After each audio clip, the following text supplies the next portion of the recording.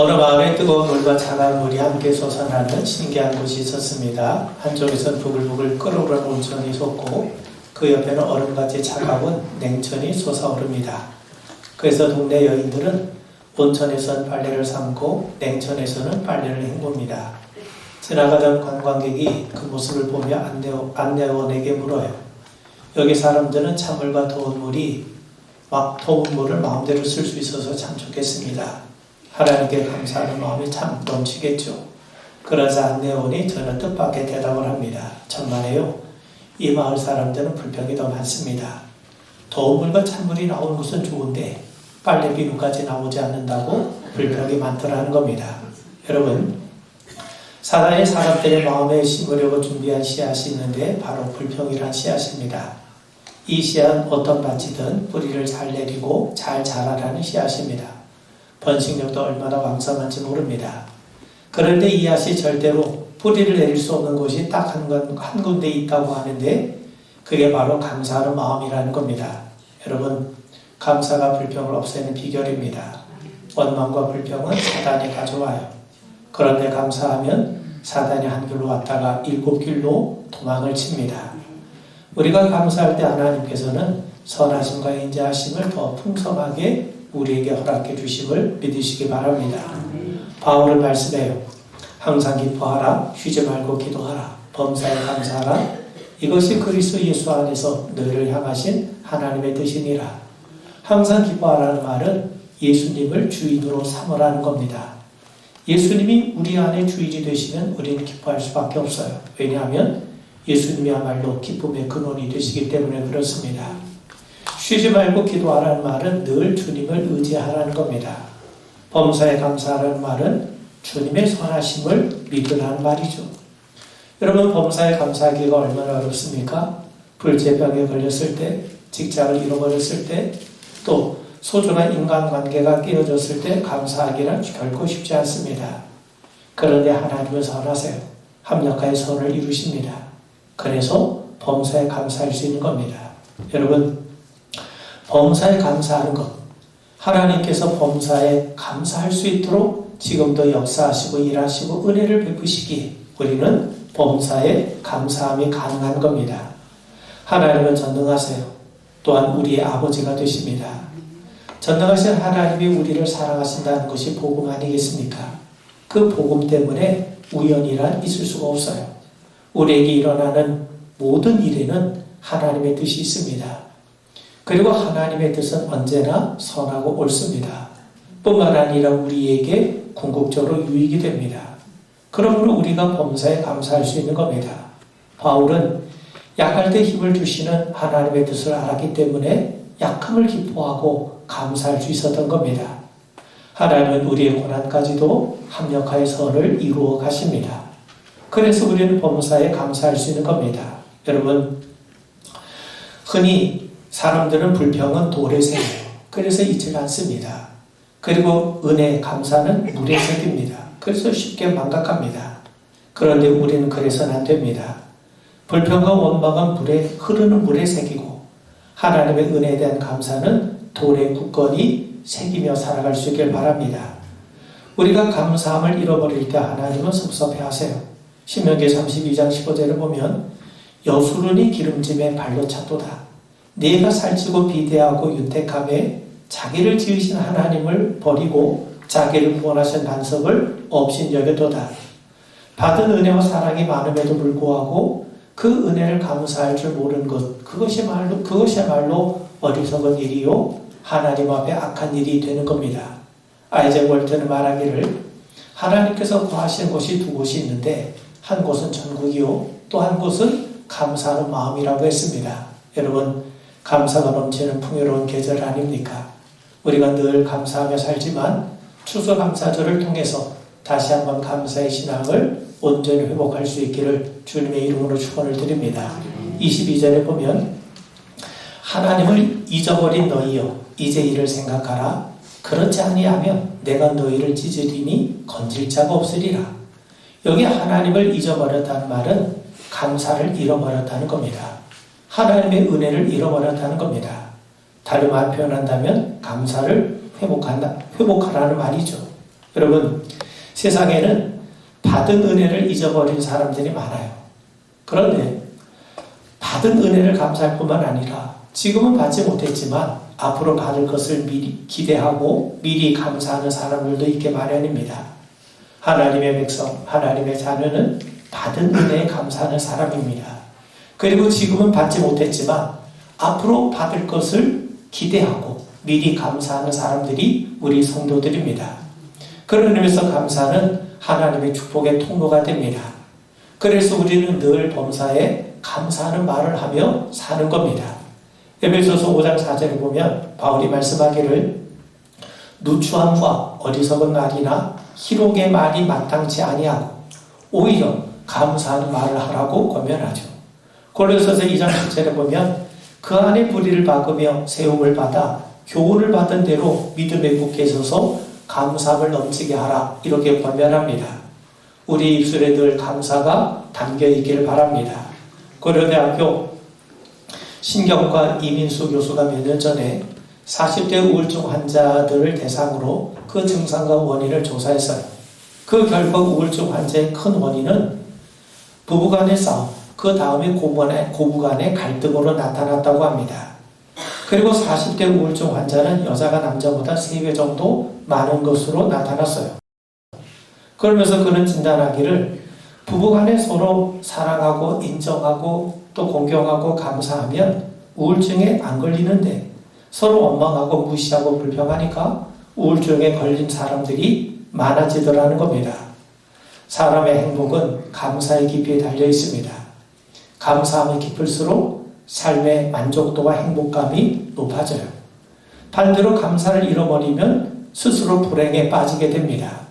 하나님께서 감사의 절기를 허락하셨어요. 이번 추수감사주의를 통해 감사의 신앙을 회복함으로 하나님의 축복의 문이 활짝 열리는 은혜가 있길 바랍니다. 우리에겐 감사할 것이 많지 않습니까? 먼저 가족, 이웃, 형제들에게 감사하는 마음을 가지십시오. 이들은 새의 날개와도 같은 존재입니다. 새가 날지 않고 모이를 쪼아 먹을 때 날개가 부담스럽고 거추장스럽게 느껴질 때도 있을 겁니다. 그런데 날개 없이는 절대로 새일 수 없어요. 날개가 있어야 창공을 자유롭게 날아다닐 수 있지 않겠습니까? 마찬가지입니다. 가족과 이웃도 형제도 좋을 때가 있지만 때로는 거추장스럽고 불편하고 손해를 보는 경우도 있어요. 그럼에도 그 모든 이들에게 감사하는 마음을 가지십시오. 그들은 하나님이 여러분들에게 허락하신 자들입니다. 하나님은 그들을 통해 여러분을 돕기도 하시고 연단시키기도 하시기 때문에 그렇습니다. 특히 연로하신 부모님께도 감사하는 마음을 가지십시오. 부모에게 감사하지 않는 사람은 누구에게도 감사할 수 없어요. 그분들이 살아오신 삶의 무게를 인정하고 감사하며 공경하실 수 있길 바랍니다. 하나님께서 부모를 통로 삼아 우리를 세상에 보내주지 않으셨습니까? 그를 위해서 부모는 생명의 통로입니다. 그분의 돌봄이 없었던들 어찌 우리가 자라날 수 있었겠습니까? 감사의 절기를 맞아 우리 이웃들, 우리 형제들 뿐만 아니라 우리 부모님께도 다시 한번 감사하는 마음을 품게 되길 바랍니다. 여러분, 그럼에도 불구하고 우리 모든 성도들의 감사의 결론은 하나님께 있습니다. 우리가 생명을 누리며 살 수 있는 것도 다 창조주 하나님께서 계시기 때문 아닙니까? 하나님께서 우리의 필요한 모든 것을 지으셨어요. 그리고 풍성하게 우리에게 공급해주고 계십니다. 그러므로 자신의 지위나 환경, 또 성공, 명예 이런 것들이 감사의 조건이 되어서는 안 됩니다.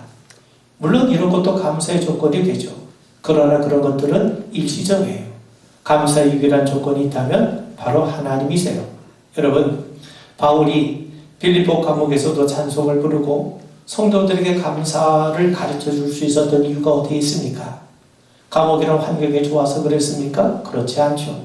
환경을 만드시고 다스리시고 그 환경을 통해 선한 일을 이루어 가시는 하나님이 계시기 때문에 주님으로 말미암아 바울은 감옥에서도 범사에 감사할 수 있었던 겁니다.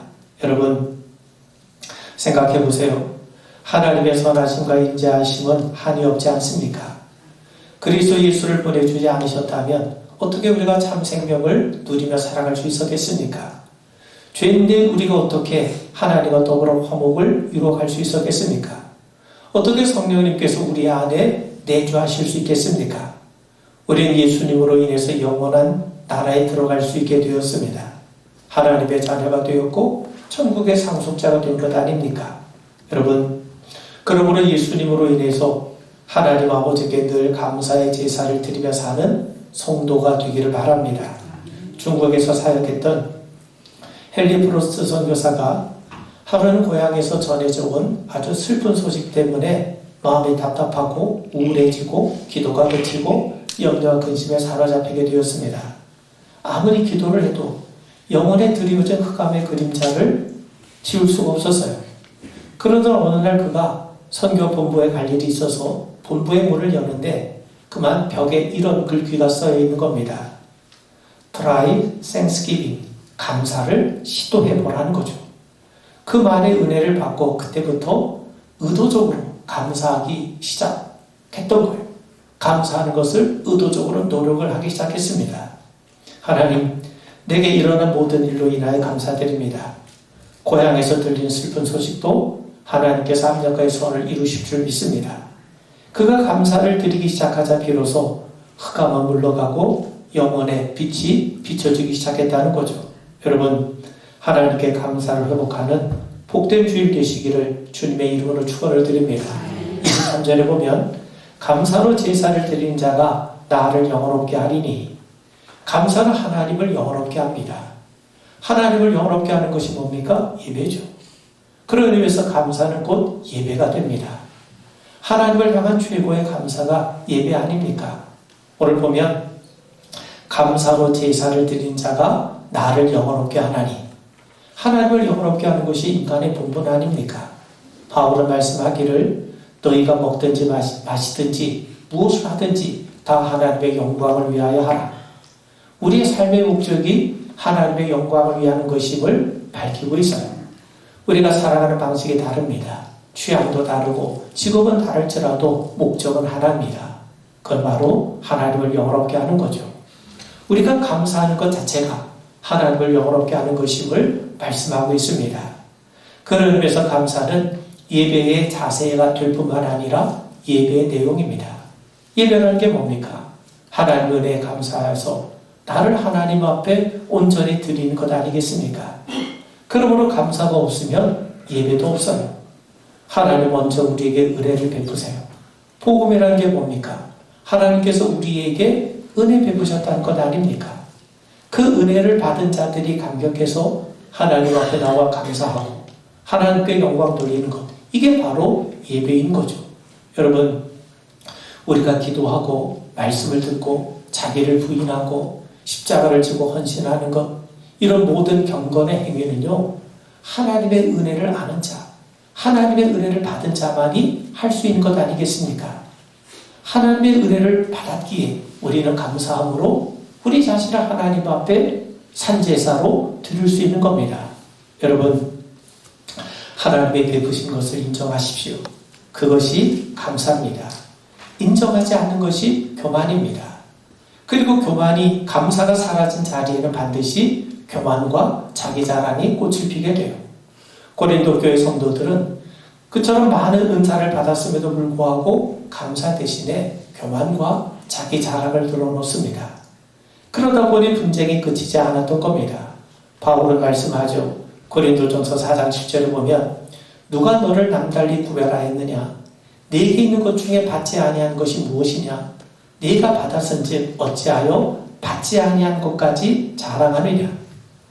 그들이 주신 은혜에 감사하지 않고 자기 자랑을 늘어놓을 때, 그들이 스스로 교만에 사로잡혔을 때 사단이 역사했어요. 그래서 바닥이 만들어지고 분쟁과 다툼이 끊이지 않았던 겁니다. 은혜를 망각한 사람은 감사할 줄 몰라요. 자기 교만에 사로잡혀서 자기 자랑만 늘어놓게 되죠. 그런 자들이 어찌 하나님을 영원롭게 할 수 있겠습니까? 어찌 예배할 수 있겠습니까? 그런 의미에서 여러분, 감사는 하나님의 은혜를 인정하는 겁니다. 하나님을 드러내고 하나님을 영원롭게 하는 겁니다. 바울은 말씀해요. 여러분, 로마서 1장 21절 이하를 보시면 하나님을 알되 하나님을 영원롭게도 아니하며 감사하지도 아니하고 오히려 그 생각이 허망하여지며 미련한 마음이 어두워졌나니 스스로 지혜 있다 하나 어리석게 되어 썩어지지 아니하는 하나님의 영광을 썩어질 사람과 새의 짐승과 기어다니는 동물 모양의 우상으로 바꾸었느니라. 여러분, 죄를 지은 인간의 모습을 말씀해 주는데 죄에 사로잡힌 인간이 더 이상 하나님을 영원롭게도 하지 않고 감사하지 않는다고 해요. 예배를 잃었다는 말이죠. 그리고 하나님을 예배될 사람들이 우상을 숭배하게 됩니다. 여러분, 하나님 앞에 우리가 마땅히 해야 할 일은 하나님을 영원롭게 하고 감사하는 일입니다. 예배는 인간이 마땅히 해야 될 도리입니다. 그런데 죄는 우상을 숭배하고 자기 자랑에 사로잡히게 만드는 거죠. 그렇다면 여러분, 왜 우리가 감사해야 됩니까? 시편 50편에 보면 하나님이 이스라엘을 책망하세요. 책망한다는 구체적인 구절은 나와 있지 않지만 하나님은 책망하지 않은 것이 있다고 하십니다. 그러면서 우리에게 뭔가 깨달음을 주세요. 8절을 보면 나는 네 재물 때문에 너를 책망하지는 아니하리니 네 번제가 항상 내 앞에 있음이로다. 재물에 대해서는 책망하지 않는다는 표현을 통해서 다른 뭔가를 책망하고 계심을 알 수가 있습니다. 그렇다면 하나님이 재물에 대해서 책망하지 않으신 이유가 뭡니까? 그들이 드리는 모든 재물이 다 하나님의 소유가 되기 때문에 그래요. 모두가 하나님의 것이기 때문에 그들이 많이 드리든 적게 드리든 문제가 되지 않습니다. 그렇다면 뭐가 문제인가? 재물이 아니라 그 재물을 드린 그들이 문제라는 겁니다. 감사하는 마음 없이 드리는 그들의 마음이 문제라는 겁니다. 그래서 13절, 14절에 보면 내가 수소의 고기를 먹으며 염소의 피를 마시겠느냐? 감사로 하나님께 제사를 드리며 하나님은 그들이 드린 제물과 그들의 마음, 그들의 신앙을 구분하지 않고 계십니다. 무슨 말이냐면 감사하는 마음이 없으면서 제물을 드리고 또 제사 드린 그들의 마음을 가증스럽게 여기고 계시다는 겁니다. 그래서 감사함으로 제사를 드리라는 겁니다. 우리 제물에는 반드시 감사하는 마음이 있어야 되고 그 감사하는 마음에는 반드시 제물이 함께 따라야 된다는 거죠. 여러분, 오늘 본문에 보시면 감사로 제사를 드리라고 했는데 제물에는 문제가 없는데 마음에 문제가 있어요. 예배 순서에는 문제가 없는데 예배자에게 문제가 있는 겁니다. 하나님은 형식을 책망하신 것이 아니라 그 내용을 책망하고 계세요. 하나님은 드린 제물을 책망하지 않으십니다. 감사함 없이 드리는 그 마음을 책망하고 계시는 거죠. 헌금을 책망하신 것이 아니라 감사하는 마음이 없음을 하나님께서 책망하고 계신 겁니다. 그러면서 14절 15절에 보시면 감사로 하나님께 제사를 드리며 지존하신 이에게 내 소원을 갚으며 환난 날에 나를 부르라. 내가 너를 건지리니 네가 나를 영원롭게 하리로다. 하나님이 세 가지 명령하십니다. 감사로 예배를 드려라. 서원을 갚으라. 환난 날에 주님의 이름을 부르라는 겁니다. 이것은 우리가 할 일이죠. 그럼 하나님께서 어떻게 하시는가? 하나님은 무엇을 하시는가? 말씀 보시면 내가 너를 건지리니 네가 나를 영원롭게 하리라. 사람이 순종하면 우리가 하나님 앞에 감사함으로 나아가면 하나님께서 건져주시고 그걸 통해서 하나님이 영광을 받으신다는 거예요. 여러분, 우리가 하나님 앞에 드리는 예배, 제사를 통해서 영광을 받으시고 영원롭게 되시는 분은 하나님이세요. 감사로 예배를 드려라. 감사함으로 제물을 드려라. 그러면 하나님이 영광을 받으시겠다는 겁니다. 그런 의미에서 감사하는 마음으로 드리는 예배가 하나님을 영원롭게 하는 거예요. 감사야말로 예배입니다. 감사야말로 옳은 행위입니다. 그래서 22절에 보면 감사를 모르는 자는 하나님을 버린 자라고 했습니다. 하나님을 잊어버린 자, 하나님 앞에 감사함이 없는 자가 어찌 하나님을 예배할 수 있겠습니까? 그런 자를 하나님은 찢으신다고 말씀하세요. 반면 감사로 예배 드리는 것이 얼마나 기쁘신지 환난 날에 하나님께서 친히 건지시겠다고 약속하십니다. 그러므로 우리가 감사하면 하늘의 문이 열리는 거예요. 하나님은 불평과 원망의 소리를 싫어하시기 때문에 하나님께서 하늘의 문을 닫으시죠. 그러므로 하나님의 귀는 감사하는 자에게 열려 있음을 우리 분명하게 믿게 되길 바랍니다. 감사는 하나님을 영롭게 합니다. 예배라는 것이 하나님께 영광 돌린 것 아닙니까? 그런 의미에서 감사가 예배입니다. 감사가 없는 예배는 하나님께 영광을 돌릴 수가 없어요. 하나님은 짐승의 제사보다 감사의 제사를 더 기쁘게 받으세요. 감사함으로 하나님께 영광 돌리는 우리 모두가 되길 바랍니다. 23절에 보면 그의 행위를 옳게 하는 자에게 내가 하나님의 구원을 보이리라. 여러분, 우리가 잘 아는 이야기 가운데 아키바에 관한 이야기가 있어요. 아키바라는 유대 랍비가 로마의 박해를 피해서 고향을 떠납니다. 그때 그가 가지고 나온 것은 성경책과 읽을 때 필요한 등불, 또 새벽을 깨우는 수탉 한 마리, 타고 갈 나귀가 전부였어요. 날이 저물어 묵을 곳을 찾았지만 아무도 유대인을 재워주려고 하지 않습니다. 하는 수 없이 그는 뒷산에 올라가 나무 밑에 자리를 펴고 하룻밤을 지내게 되죠. 잠이 오지 않아서 등불을 켜고 성경을 읽으려고 하는데 갑자기 바람이 불어서 등불이 자꾸 꺼집니다. 그래서 일찍 잠자리에 들게 되었어요. 근데 새벽에 일어나 보니까 이리가 수탉을 잡아먹었어요. 나귀도 사자가 물어갔습니다. 졸지에 가진 것을 다 잃어버리게 되었지만 그는 그럼에도 하나님의 선하심을 믿고 감사를 드렸습니다. 그런데 아침에 마을로 내려가 보니까 마을이 쑥대밭이 되어 있는 겁니다. 밤사이에 도둑이 쳐들어와서 마을 주민을 죽이고 약탈해 간 것이죠. 그는 하나님 앞에 감사했어요. 만약 마을에서 잠을 잤다면 자신도 죽었을 것 아닙니까?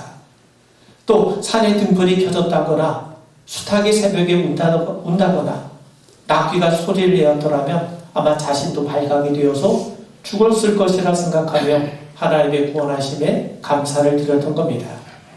모든 것을 합하여 선을 이루게 하신 하나님을 믿고 감사하면 하나님의 구원의 역사를 보게 되고 맛보게 되고 누리게 되는 것을 알게 되길 바랍니다.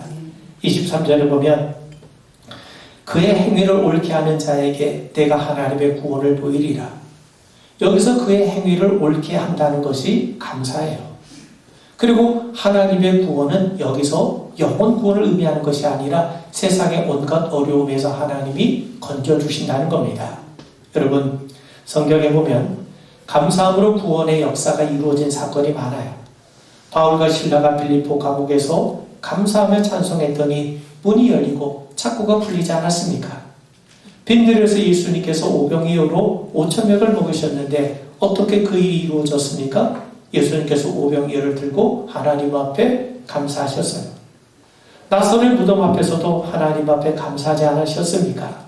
하나님, 지금까지 나의 말에 들어주신 것에 대해서 감사드린다. 이렇게 말씀하시고 나사로에 나오노라 하시니 무덤에서 나사로가 살아나오지 않았습니까? 역대하 20장에 보면 여호사밧 왕 때에 모압과 암몬 연합군이 유다에 쳐들어와요. 왕은 두려움에 떨면서 하나님 앞에 금식하며 기도합니다. 우리를 치러 오는 이 큰 무리를 우리가 대적할 능력이 없고 어떻게 할 줄도 알지 못하고 그저 우리는 주님만 바라보나이다. 그때 하나님의 선지자 야하시엘을 보내서 말씀하십니다. 너희는 이 큰 무리로 말미암아 두려워하거나 놀라지 마라. 이 전쟁은 너희에게 속한 것이 아니라 하나님께 속한 것이니라. 그러자 왕은 군대를 동원하지 않고 찬양대를 조직해서 여호와께 감사하라. 그 인자하심이 영원하미로다. 이렇게 찬송하며 나아가게 했어요. 백성들도 뒤를 따라가면서 찬양하게 했습니다. 왕은 군대를 편성했던 것이 아니라 찬양대를 편성해서 감사하며 나아가게 했던 겁니다. 여호와께 감사하라. 그 인자하심이 영원하미로다. 이들이 감사의 찬양을 하기 시작할 때 하나님께서 적들을 친히 치셨습니다. 그래서 여호사밧은 칼 한 번 쓰지 아니하고 대승을 얻게 되죠. 전리품을 거두는 데만 3일이 걸릴 정도였습니다. 여러분, 감사는 하나님의 도우심이 임하는 통로입니다. 감사할 때 하나님께서 수렁에서 건져주세요. 하나님은 선하시고 자비와 긍휼이 풍성하시고 언제나 복된 계획을 갖고 계시지 않습니까? 그래서 우리는 범사에 감사할 수 있는 것 아니겠습니까? 감사함으로 합력하여 손을 이루고 구원의 은혜를 누리게 되는 겁니다. 어떤 사람이 가난 노건학교를 설립했던 김용기 장로님에게 물어요. 장로님 정말 행복하십니까? 그러자 눈두렁을 물끄러미 바라보던 장로님이 대답을 합니다. 아닙니다. 저는 오히려 감사할 뿐입니다. 바울은 말씀합니다. 빌립보서 4장 6절 7절에서 아무것도 염려하지 말고 다만 모든 일에 기도와 간구로 너희 구할 것을 감사함으로 하나님께 아뢰라. 그러면 모든 지각에 뛰어나신 하나님의 평강이 그리스도 예수 안에서 너희 마음과 생각을 지키시리라. 바울은 기도할 때 간구하는 것보다 감사를 먼저 하라고 권면해요. 감사를 먼저 하고 감사함으로 하나님 앞에 간구하라는 겁니다. 그러면 모든 지각에 뛰어난 하나님의 평강이 그리스도 예수 안에서 우리의 마음과 생각을 지켜주신다고 분명히 말씀합니다. 여러분 감사하십시오. 하나님이 해결해 주실 것이고 구원해 주실 겁니다. 감사가 복받는 통로가 됩니다. 감사로 제사를 드리라고 하지 않습니까? 감사는 하나님이 주인 되심을 인정하는 신앙의 고백이에요. 모든 것이 다 하나님의 것임을 고백하는 것 아니겠습니까? 감사로 제사 드리는 것이 우리 인간의 본분입니다. 사람은 감사한 만큼 행복해집니다. 감사한 만큼 하나님의 복이 우리 가운데 임해요. 감사한 만큼 하나님의 은혜를 풍성하게 맛보고 누리게 됩니다. 여러분, 말세의 사람들의 특징이 뭐냐? 자기를 사랑하고 돈을 사랑하고 교만하고 배반하고 부모를 거역하고 감사치 않을 거라고 분명히 말씀했는데 지금 이 시대가 바로 그런 시대가 아닌가 싶습니다.